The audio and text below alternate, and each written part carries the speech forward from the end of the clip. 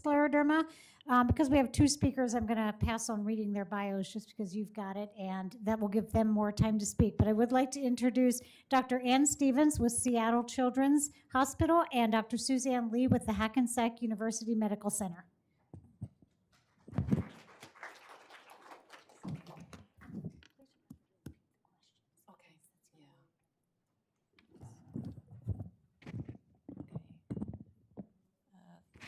Thank you very much, Cindy and Mary Beth, for this opportunity to talk today.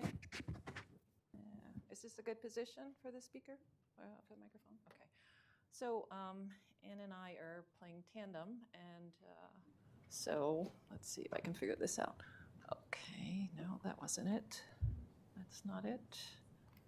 That's not it. Okay, we'll use this one. No, that's not it either. All right, try that. Okay, so as Dr. Moore told you, there's two types of pediatric scleroderma. So the juvenile localized versus the juvenile systemic. And so typically they're both associated with the hard skin, as Dr. Moore said, but in the localized, it tends to be unilateral.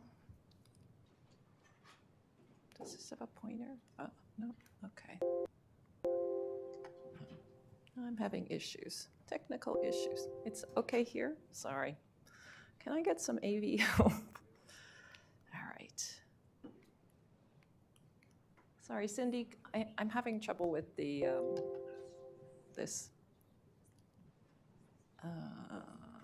Okay. I couldn't get this to work. I don't know, so. Okay, yeah, just push that. Okay, great. Okay, great. Okay, so for both of them, so with the systemic, we have more widespread skin involvement. Typically, it's more circumferential, but it depends on the subtype. And for both of them, we have this extracutaneous involvement, which is one of the major issues with both of the both forms. So for both of them, we can get joint, muscle, and bone involvement. With the localized, for lesions on the head especially, we can get involvement of the brain, eye, or teeth, oral cavity. With the systemic, we're going to get more major internal organ involvement, such as the gut, lung, and heart. Fortunately, rarely the kidney in children. So I just wanted to show these pictures, which I don't seem to be able to point to, but just to give you an idea of why this is such a problem, because this is normal skin. So we could see that it has a very varied appearance because it's got things like hair follicles, sweat glands, blood vessels. Early on in scleroderma, localized or systemic, we're sort of seeing that we're losing some of this appearance and we're getting these dark bands, which are inflammatory cells going in there. Later on, you lose those and you just have this very homogeneous appearance.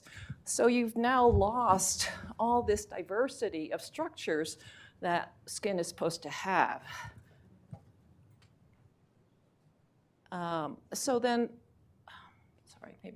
So with the extracutaneous, as Dr. Moore said, it's, I'm focusing on the localized scleroderma, sorry. It's been reported as 20 to 70%, but in our prospective studies, it's 50 to 70%. So this is really a major and common problem. And this is going to be more common with the linear subtype, which is the most common pediatric form, as well as mixed morphia, which is also more common in juvenile patients, and pansclerotic, which is also more common in kids. So the treatment for localized scleroderma is going to be based on the severity. So as Dr. Moore said, there's a range of subtypes. So the mild disease, which is typically just your oval plaque lesions, maybe just one, maybe a couple, that typically we are not seeing in rheumatology because that's managed by the dermatologist. And a lot of those patients may never go to see a doctor because it's just, oh, I have this spot. So this could be treated with topical agents, or maybe you don't do anything. Moderate to severe disease is a deeper subtype, so that's going to include the linear, generalized, mixed morphia, pansclerotic. And so this is associated with more extracutaneous morbidity. And also, if you have lesions that maybe it's not clear that it's linear, but it's spanning a joint, or you have a lesion on the head, we're typically worried that this is going to be associated with extracutaneous involvement, which just has not become apparent yet. So in a survey I did of pediatric rheumatologists in this CARE organization, which is North American Pediatric Rheumatologists, to ask how they treat it. And then we came up with plans, pretty much nearly everyone agrees that moderate to severe disease should be treated with systemic immunosuppressants. And the pediatric rheumatologists in England also did a survey, and again, there is agreement on this, this type of management.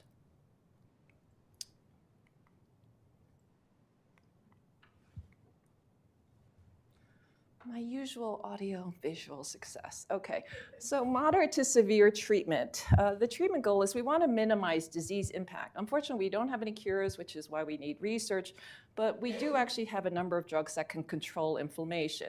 And if we control inflammation, we can reduce damage and improve function, reduce pain. Kids, the advantage of them is that they're still growing, so they actually have more rejuvenative quality. So if you actually control the inflammation early on, you get the disease early on, some of the damage actually could be reversed. So we're aiming for normal growth and development. So anti-inflammatory drugs includes corticosteroids, which can be given orally or intravenously. And this is a very strong medicine. It has anti-inflammatory, has immunosuppressive effects. Unfortunately, the effect is not sustained. So if we look at this chart, which is taken from Zulian's study of a randomized clinical trial methotrexate treatment in localized scleroderma, this x-axis is time, the y-axis is time to disease flare, so 100%, time without disease flare. So 100% means, you didn't have a disease flare. So all the patients in that trial got started on steroids. So for the first 3 months, the two arms, placebo versus getting methotrexate, got steroids. And you see that in this 3-month period, nobody flared. Their disease was controlled. Once you stop the steroids at 3 months, then we start seeing people flaring, okay? In the ones that were on placebo, more of them flare, whereas the top line is for methotrexate. So methotrexate is beneficial, steroids is helpful, but as I'm sure most parents know in this room, steroids have a lot of bad side effects if you keep using them, mood issues, and immunosuppressive growth issues. So we don't like to use it for long-term management.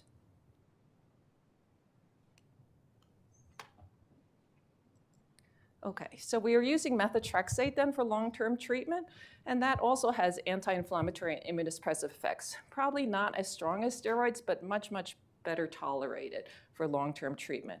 And this drug has been widely used in rheumatoid arthritis, juvenile arthritis, so it has a good long-term safety data, and there's good evidence for its efficacy in localized scleroderma. So I showed you the plot of the one randomized clinical placebo controlled double-blind study, and that found that 67% of the patients that were in the methotrexate arm improved versus 29% on the placebo.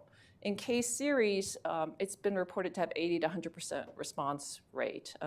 So part of the difference is that the randomized clinical trial, they had more stringent measures, and in some of the case reports, people just said that they got better, so it's hard to compare. But as probably a lot of you know also, methotrexate has a number of adverse effects or potential adverse effects, a big one being potential infection risk, but that I think is generally not such a big problem with our patients, but GI issues is a pretty big problem, that nausea, pain, poor appetite, oral sores. They can get some lab abnormalities, which generally are pretty mild, but may require lowering the dose or holding it. Mood, anticipatory anxiety, headaches, fatigue, malaise, and for teens and older patients, it is teratogenic, so they need to be on birth control if they're sexually active. Okay, so what are the skin issues in localized scleroderma? So we keep hearing about the fibrosis, the harder skin, and the loss of structures. So this can lead to loss of hair, as we see in this boy with oncutisab. You can have loss of the mobility of the underlying structure. So typically we're worried about the joints, so lesions over joints. We're always concerned about that. Because of the loss of the sweat glands and the fat, elastic tissue, it's going to be drier. It's more potential for skin breakdown, and you can start getting itchy, tingling, or odd feelings there. There's, of course, appearance concerns because pretty much all the patients will get some kind of pigment change, darker or lighter, and then there is typically atrophy of the skin, which again can be subtle or can be more severe. So general skincare management strategies, which you may be hearing some more about from Dr. Chu later, is to moisturize, to protect against the elements, to limit the risk of sun breakdown. So sun can also worsen the dyspigmentation, and good wound care is important. It's very important, you know, these are kids, so we want them to move. We want them to move normally. Movement is part of how kids grow, so it's important to have them have physical therapy, occupational therapy to try to restore any loss of movement, but they should also be participating in regular stretching and exercise programs. For those with severe contractures, they may need dynamic splints. So extracutaneous issues then. Musculoskeletal is the main one. Affecting easily 30–40% of patients. So this is going to be joints or muscle, and so joints, they can have pain, arthralgia, they can have inflammation, arthritis, or they can have arthropathy, which means that there's limitation, but we're not really sure if that's just from fibrosis or there's some inflammation there too. So typically there might be some limitation in the range of motion, which is fixed, which are contractures. There can be abnormal angulation, as you can see in the lower picture, that the child's ankle is not at the same, on the left is different than on the right. Muscles can also have inflammation, so you can get myositis or you can get pain, myalgia. There can be atrophy or spasm, which might be controlled by Botox. And then growth problems is a big concern, so that the affected side can have undergrowth. And this really can affect any of the tissues in that path of the lesion. So beside the skin, we're having muscles, joint, bone, breast, other tissues, and there's some MAC issue. So that was supposed to be an arrow going to the left. But head lesions can lead to facial hemiatrophy, and arm or leg can lead to a shorter digit or a thinner or shorter limb, as we can see in these two pictures. So the boy on top has Parry-Romberg and a cul-de-sac. So the right side of his face is smaller than the left, leading to some distortion. And in the child on the bottom, her right leg is also shorter and thinner than the left. And this is really a common issue. So in our two prospective studies of 90 and 50 juvenile localized scleroderma patients, we found the frequency over 20%. It's unfortunately difficult to identify this often, and it's difficult to quantify. So because some body asymmetry is normal, we're not perfect. So I tried to look through orthopedic literature to find out what's a normal leg length difference. And so people tend to say 0.5, but then there are marathon runners who had a 2-centimeter difference, which is about an inch difference. Obviously, you could run marathons and we're fine. So we don't really have fixed criteria. And these growth differences may not be apparent until the child enters the growth spurt, when now we're having the difference in growth rate becoming more manifest because the good side is growing much faster. So there isn't such great, at that point, I think probably the damage may already be done. So the best option for minimizing this is really to try to control the disease early. Because again, as I said, kids have this great growth potential. So some of the difference may be reversed, but at least it will be minimized. For patients that have head lesions, there can be involvement of the eye, mouth, or brain. Eye can range from inflammation in the eye, uveitis, to dry eyes, to lid issues. In the oral, we often have teeth issues, so good dental care is important. It's sometimes there are root issues that the root of the tooth did not form fully. There can be malalignment because of bone issues in the jaw or because of the tooth itself. And in the brain, headaches occur much more frequently than seizures. Abnormal imaging on brain MRI is seen, which is unclear significance often. So there is debate as to how often that needs to be done.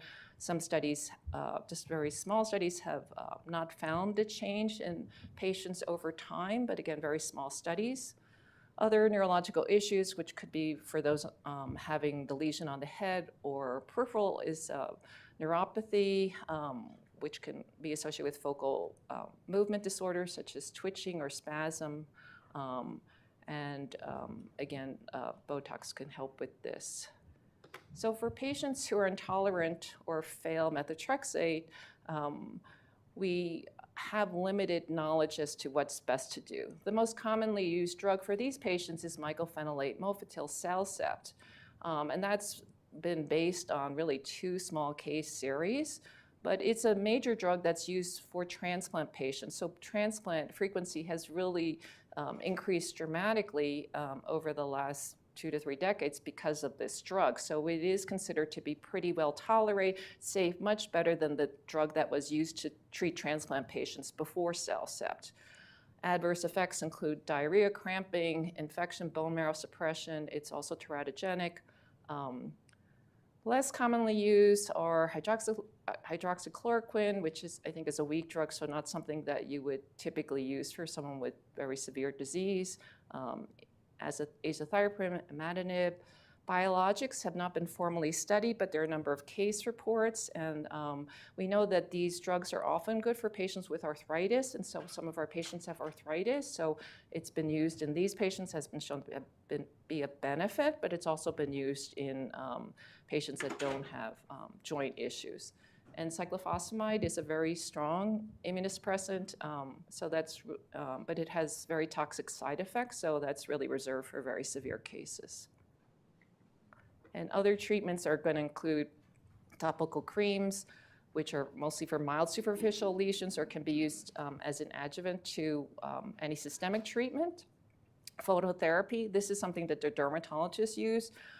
So if we use it, we do send the patients to dermatology. It seems to be different what we have available in the United States than what's available in Europe, where most of the studies have been done. So what they have penetrates deeper, seems to work better, but that's concerns about phototherapy penetrating deeper is that you may be more at risk for skin cancer or premature aging. So that hasn't been adopted in the US. And we don't really recommend that phototherapy should be used for patients with deep lesions, but somebody that has generalized a lot of skin involvement, it can help reduce some of that thickening and some of the discoloration. Non-steroidals like ibuprofen, Advil, Motrin, naproxen, they can help with relieving some of the pain, but really not effective for inflammation control. And then, as I said before, physical therapy, occupational therapy, encouraging your child to be active, stretch, can be anything they want to do, but basically to keep moving. I think, okay. So then there are surgical interventions for some patients. We're going to touch a little bit on this in the next talk, but for patients that have facial lesions where there can be some asymmetry or lots of atrophy, then fat, stem cells, and other materials have been implanted and can improve the appearance contour. Some have used bone grafts to try to improve also. Botox, as I mentioned, can relieve pain. Orthopedic interventions include correcting the angulation of the joint, limb length difference, tendon release, and in general, just like a word of caution about surgery is that it's better to delay it, if possible, until the disease is inactive, not that the disease is active. Because we don't know, what we'd all love to know is what causes this, but in 10 to 15% of patients, it's associated with trauma. So surgery is a type of trauma, and there are reports of the disease flaring after surgical correction. So it's best to wait until the disease is inactive before surgery is attempted. And then, so how long do we treat? Another question we'd all love to know. Okay, so this is a chronic disease like most autoimmune disease, and the course is variable. So we have some patients that are active, but it goes into remission. Then we have others that it's active, it goes into remission, but then it comes back and it goes into remission, and that can go on. And some that just are always active because we don't seem to be able to control it. Fortunately, those are very small. The duration of childhood disease is much greater than adult. So this has also not been well studied, but in the one study where they had about 120 adults and 120 children with localized scleroderma, the median duration for the child was 13.5 years versus 5.6 for the adult. And this was done before we have the current treatment practices, so we hope that we are actually improving this and it's lower, but again, no formal studies on this. There's one randomized clinical trial where they had 65 patients. They did a long-term follow-up. So about 60% achieve remission off of methotrexate. So these are in remission off medicine. Another 20% achieve remission on the methotrexate. So about 80% in remission on medicine or without medicine. So basically, we do need more long-term studies. We need to follow patients for years to really be able to better address this. And I think that's it for me. But then I cut into your time. I don't know. Any questions or we?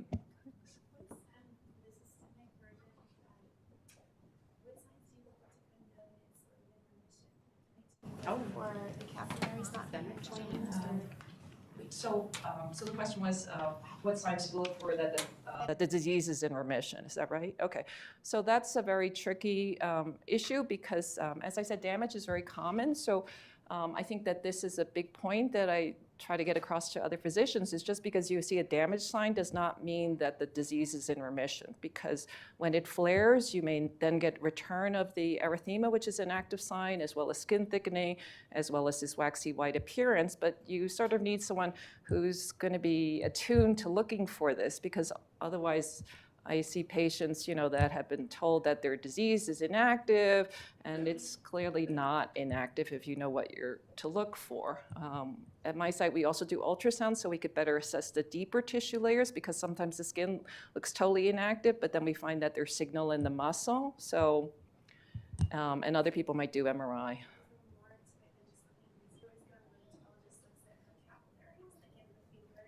So so nail file capillaries is maybe more for systemic disease. Sorry? I think she was asking about systemic. Okay, so maybe I'll leave that for Anne to answer when she gets that. Sorry. Any other questions? Otherwise, I'll give it to Dr. Stevens. Thank you. That's the trick with the changing of the slides. So you have so it's this button point at the screen. Say again? This button to point at the screen, otherwise use the mouse. This middle one? No, this one. That This unlabeled Okay. mystery button. Good morning. It's 3 tough acts to follow, my goodness. Good start to the day. Can you hear me okay? So I'm Ann Stevens, and we separated this talk into the localized versus the systemic sclerosis to emphasize once again that we really think about these diseases very differently. They probably have similar causes and different causes at the same time, if that makes sense. And sort of related to a question that was asked earlier today, there are autoimmune genes that predispose to getting one of these diseases. And then there's probably a second disease that's a localized scleroderma gene, and then a different gene that's a systemic scleroderma gene. So that's kind of the way we're thinking of it right now. And that's why you'll see that some of the treatments are very similar between localized and systemic. And, but the evaluation and how we approach treatment is extremely different.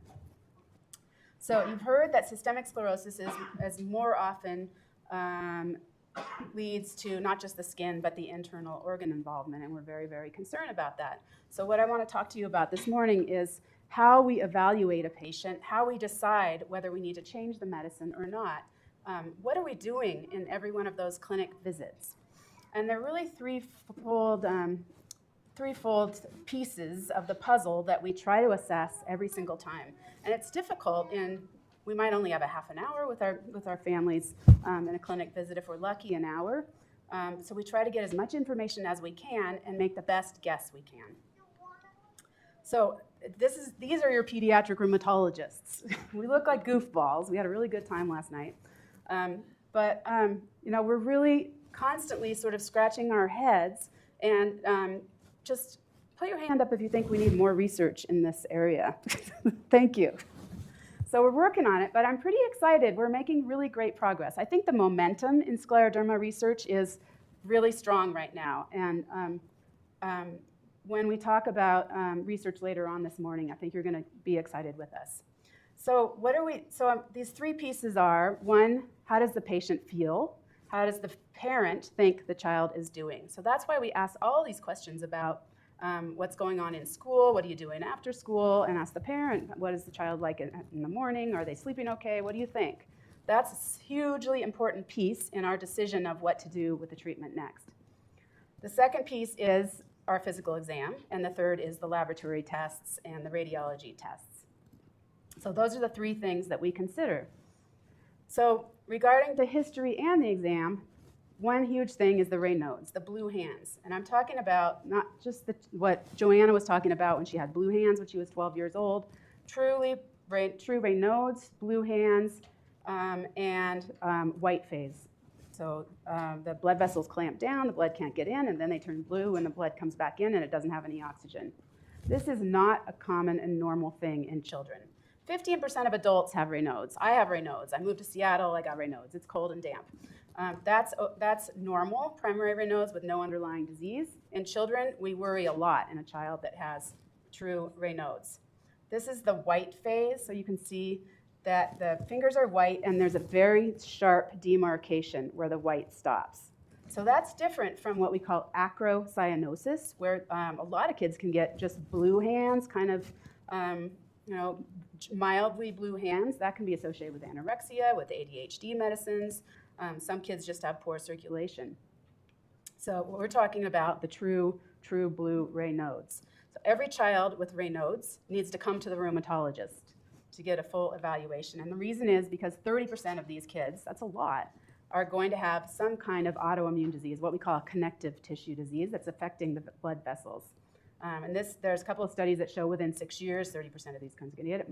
Most are within 2 years. So this is such a hard clinic visit. This is, your child has Raynaud's.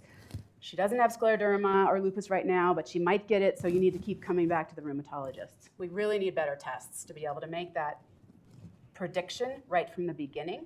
So that's one of the things we work on. Oh, there's no picture.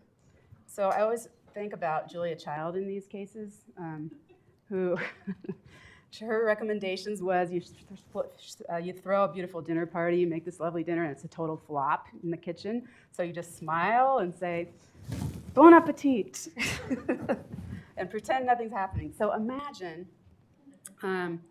that there is a hand, and the hand has what we call sclerodactyly, so tight fingers, swollen fingers. If we're in the inflammatory stage, that's what we're looking for in a child with Raynaud's. And then we take a magnifying glass, or sometimes we just hit gel, and then we look with the ear looker or the eye looker with a magnifier on it, and look at the capillaries that are right next to the nail beds. And they should barely be invisible. There should be tiny little lines all lined up like little soldiers. In scleroderma, if the disease is active, we may see big vessels, big red vessels. We may see a loop. We may see them winding around like trees. We may see them gone. We may see like a big one and then no vessels at all in the area. So that's what Dr. Moore very nicely described, how scleroderma affects the blood vessels. And that's our little window into the blood vessels.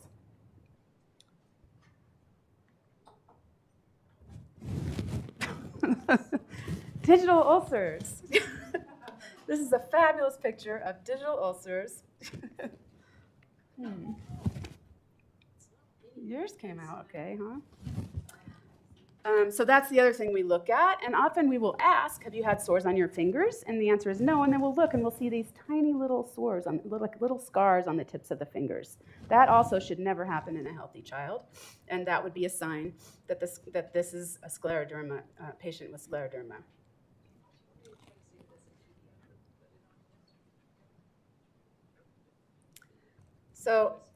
So let's talk about treatment of Raynaud's, just for this one piece. So I'm going to focus on different pieces of systemic sclerosis that we treat differently.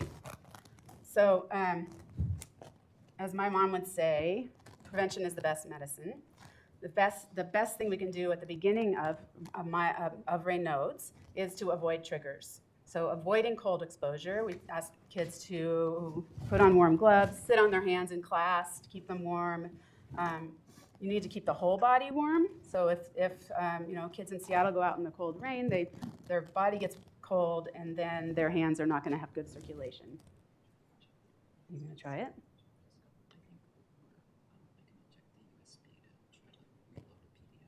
Is it reading off the PDF? We recommend to all kids that they quit smoking.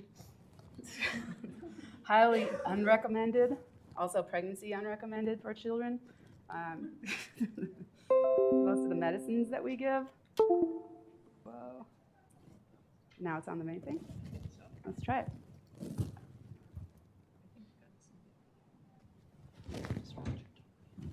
Hmm? I think Cynthia put it on the desktop. Okay. So how do we go down there? There. Oh, oh, oh, oh. There it is. Talk among yourselves. Slideshow.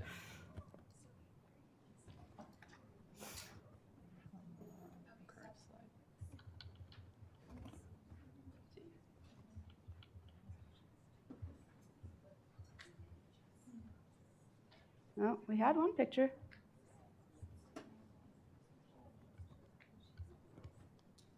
The other pictures were there. These pictures are lost.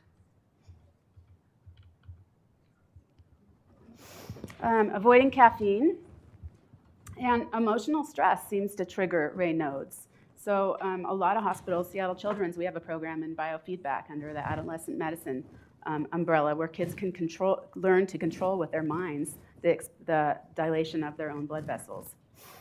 If these more moderate preventative measures don't work, then and this is really causing a problem, it's causing pain, causing sores to occur on the fingertips, then we might recommend blood pressure medicines. So nifedipine and amlodipine are the most commonly used blood pressure medicines that will open up those blood vessels and allow the blood to get to the fingers to feed the tissues so that they don't get those sores.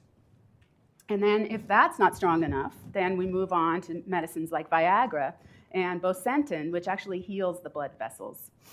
It works on the cells that line the blood vessels to help them to be more healthy and allow the blood vessels to expand when they need to get the blood to the tissues. If those more serious medicines don't work, then we might move on to a nitroglycerin paste, which is a paste that immediately expands those blood vessels. And that might be for very severe Raynaud's, maybe in one finger, where a sore will not heal. Sometimes we have to bring kids into the hospital and we put an IV in and use prostaglandins, which expand blood vessels all over the body. And then sometimes we need to do surgery on the nerves, kind of like what Joanna was talking about, that she needed to have a surgery to cut the nerve that's making those blood vessels clamp down. So what about the other problems in kids with systemic sclerosis? We use lab tests in order to determine how often we're going to do tests and which tests to do in which kids. And this is not a slam dunk area, but we're learning so much that we're using these lab tests more and more to help guide us in therapy and frequency of monitoring. So the tests that we use to determine who's going to get what type of disease, who's going to get GI disease, who's going to get pulmonary disease, who's going to have really bad skin disease, who needs serious medicine right now, who can wait and we can watch them a little bit longer, who needs to have a lung test every 3 months, who can wait for a year to have their lung test. So these are the autoantibodies. I'm going to try it again. So we know now, Dr. Moore's talk, that the immune system can make antibodies that bind to our own proteins. And the anti-nuclear antibodies are the really suspect antibodies in scleroderma. The two major ones are the SCL70, and that's associated with the diffuse systemic sclerosis.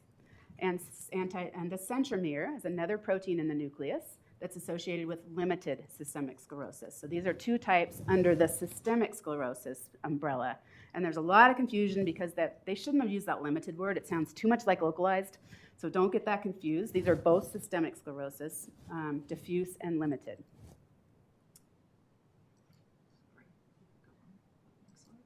Yeah, next slide.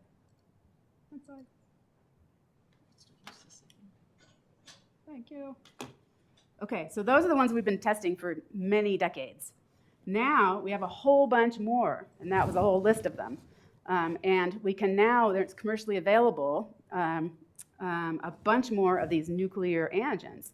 And the problem has been in the past that there's a lot of kids who have the anti-nuclear antibody, they have the ANA, but they didn't have an SCL70, they didn't have a centromere antibody. So what is this, and what do we do about it? This ANA is clearly not, is clearly associated with their disease, but we didn't know how to think about the disease because we didn't have a specific antibody. So now we have a whole panel of these other these proteins that are in the nucleus that we can test for. We send blood to Oklahoma, and they can do this big panel of tests.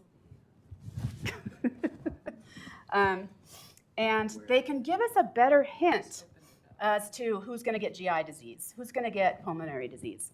And there was we've just come back for the annual big rheumatology meeting with 15,000 rheumatologists descending on Chicago last week. And there were a couple of studies, very large studies of 1,000 adult patients, where they watched the patients for 20 years.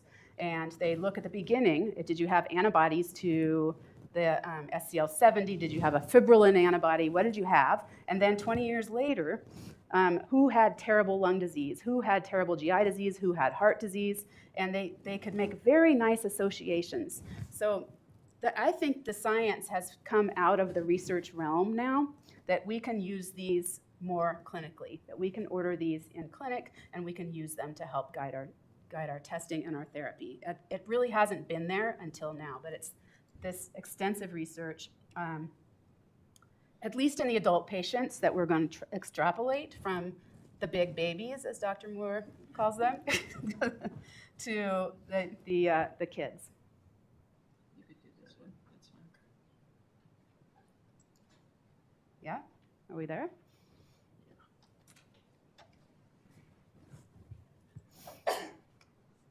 So I mentioned SCL70 antibodies associated with diffuse systemic sclerosis. And by diffuse, we mean widespread. So not just the hands and the fingers, but goes all the way up the arm. Thank you very much. All the way up the arms, legs, the face, skin diseases everywhere. And this disease, it's important to identify these patients because their internal organs are going to be affected more quickly. And in contrast, the limited kind is not all the way up the arm, but mainly just on the hands. And these patients tend to have very severe Raynaud Phenomenon, and they have later internal organ involvement. Then in kids, we very often see this overlap, which can look like lupus. It can look like dermatomyositis, which has skin disease plus muscle disease. It's a pediatric autoimmune disease that can occur totally independent of scleroderma, but we see this signs of dermatomyositis and lupus in some of these kids that have true blue scleroderma. And we can very often see arthritis in these kids. So I have some patients who have what looks like true juvenile arthritis, and it looks like scleroderma, and it looks like lupus. So I'm trying to treat all of them at the same time and do this balancing act of which medicines to use. We derive a lot of our data from a lot of our clinical judgment from the adult data, but it is clearly different in kids and adults. In kids, we see more of this overlap disease. We see less of this limited disease. And the prognosis in kids is much better. They don't have this renal crisis that adults have, which can be have extremely high morbidity and mortality associated with the renal crisis. So we don't see that in the kids. We see less lung, heart, and esophageal involvement. That doesn't mean we don't see it. We certainly see it, but less. But we see more musculoskeletal involvement. So this is a comparison of all those autoantibodies I was talking about in kids versus young adults, so like 20, 30-year-old adults versus older adults. And what you can see is in some of these antibodies in red are lower in the kids. Some of them are higher in the kids. Those are in blue. And there's still 20%, even though we did this study, you looked at all these different nuclear proteins to see which antibodies are recognized. There's still 20% of these kids who we don't know. We don't know what the ANA is. So we got to keep doing this research and trying to search for what those proteins which protein is being recognized. And that may give us a clue as to what's causing the disease and give us a clue as to what's going to happen to that child. So some other tests that we might routinely look at in a child. We always do a cell count, a complete cell count, and that gives us a hematocrit, which tells us if the child is anemic. We might look at iron levels, and we sometimes look at vitamin levels, like vitamin B12, vitamin D levels. And those can give us a clue as to whether the gastrointestinal system is involved. And that's because kids with GI involvement tend to have malabsorption, and so they're not getting all the nutrients they need. We routinely do muscle enzymes if a child has had myositis, so we do them at the beginning when we first diagnose a child.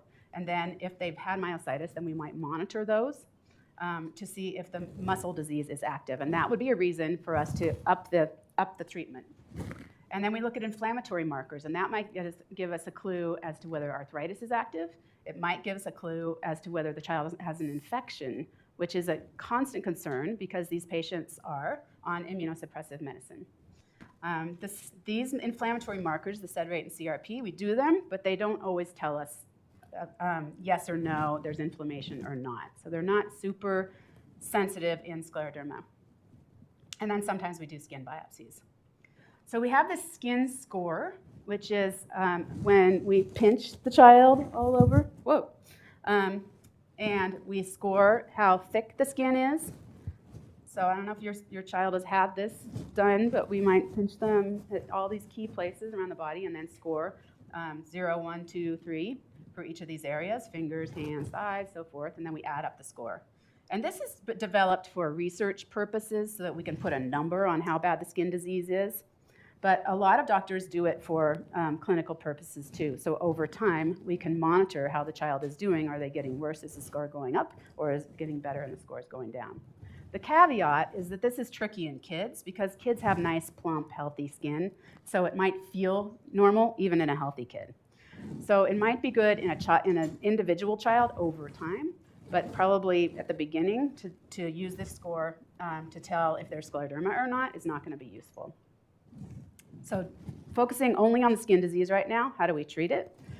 Similar to localized scleroderma. Steroids to start out. Let's stop the inflammation, get it under control. Then we want to get them off the steroids, so we might try methotrexate, mycophenolate. If it's very severe skin involvement, I have used cyclophosphamide or rituximab, which wipes out the antibodies, the cells that are making the antibodies. We think the antibodies are contributing to the disease, so let's kill those cells off. We don't want to jump to that immediately because, of course, the child needs their immune system. They need their antibodies. They need to respond to the flu vaccine and all of their other vaccines. And if we wipe out those cells, then they may not have those responses. And then if all those medical interventions fail, then we have stem cell transplantation. In the early stages of research, we have a couple of biologics, which we are starting to use routinely when those top medicines don't work. And they are Actemra and Orencia. So those are medicines that we used to have to give by IV. Now we can give them by subcutaneous injection, but they're biologics, they're proteins, so you can't take them by mouth. So that was skin disease. Let's talk about lung disease. Interstitial lung disease, inflammation around the airway spaces in the lung, and pulmonary fibrosis downstream of the inflammation. I think in the future we're going to be thinking of those treating those stages differently. We're going to have tests that tell us there's inflammation and tests that tell us there's fibrosis, and we'll probably treat it differently. And then we worry about pulmonary hypertension. So what's this? Got it. 2 minutes. This is the heart. This is the back. These are the lungs. This is fibrosis with those black spaces are holes in the lungs. It should be healthy gray lungs. This is scleroderma lung disease. And what do we use for it? The same medicines being studied. We're going to show you some data in the research part, tocilizumab. Moving on, what's this? Does anybody know what that is?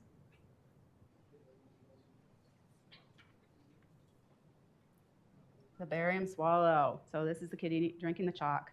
Should be a nice smooth column all the way down. This is what fibrosis looks like. This is what we're looking for. That area to the left is an area where the barium's not able to go through. And this is a stricture at the bottom. So we ask, do you have a problem swallowing? See how the barium's getting stuck because there's a stricture. Very under-recognized, a GI disease. Undertreated, probably. The highest association in patients with scleroderma with poor quality of life. In a child associated with malnutrition, associated with poor growth. So we're extremely concerned about this. This is the BMI in the scleroderma patients on the very right, and myositis, juvenile arthritis, lupus, and localized scleroderma have pretty normal BMIs. These patients with systemic sclerosis, very low BMIs. So these kids are not growing very well. They're not gaining weight as they should. And so we're using these radiology tests, but we're also working to start using way more questions of the child. So we have this new tool that you may start seeing in clinic if your child has systemic sclerosis, where we have 34 questions. Do you have trouble swallowing? Do you have heartburn? Blah, blah, blah. And then we're trying to detect more of this GI disease early on by what the patient tells us. So how do we treat that? Prevention, keep the head of the bed up. Don't eat before bed so that the food in the stomach doesn't go washing up into the esophagus, causing acid damage. We try to make sure that the child's getting enough nutrition. So some kids who are not gaining weight may need protein shakes, may need foods that are easy to swallow if they have a stricture. And then we use a lot of antacids to prevent that damage of the esophagus from the acid that's washing up into the esophagus. Sometimes we need motility agents, so these are medicines that help the squeeze of the muscles if the fibrosis has damaged the muscles, so it's not able to push the food through the esophagus and then into the lower gut as well. Sometimes antibiotics if the muscles don't work so that the food sits there and bacteria can grow in it. That can cause a lot of bloating and discomfort, and antibiotics may be necessary. And then octreotide is a more serious medicine for this dysmotility problem. There are a couple of medicines that you can get in Canada that we don't have here that a lot of the rheumatologists are also recommending. And then we use the same immunosuppressants because we think it's the same immunological process in the gut as in the lungs. Why some kids get more gut and some more lungs, we don't know. So overall, immunosuppression medicine, preventative measures, and then good dental hygiene care, get the teeth sealed so that if there's a dry mouth, that kids don't get cavities. Some kids need artificial saliva if their mouths are really dry. You'll hear more from the dermatologist about topical treatments, including this honey-based treatment. And everyone should get exercise, in my mind. Our goal is for kids to be like Joanna, living life to the fullest. We really want everyone to live a little. So thank you very much. We've gone a little over time. Do we have time for some questions? No? So we're going to take a break now? Yeah, or maybe during the break they can see you if they have questions. Okay, yeah. Part of what I really love about this meeting is being able to hear individually your stories, and that gives us an idea of what we need to do for research and how we can better understand our patients. So thank you for being here. Yeah, sorry, we're way over.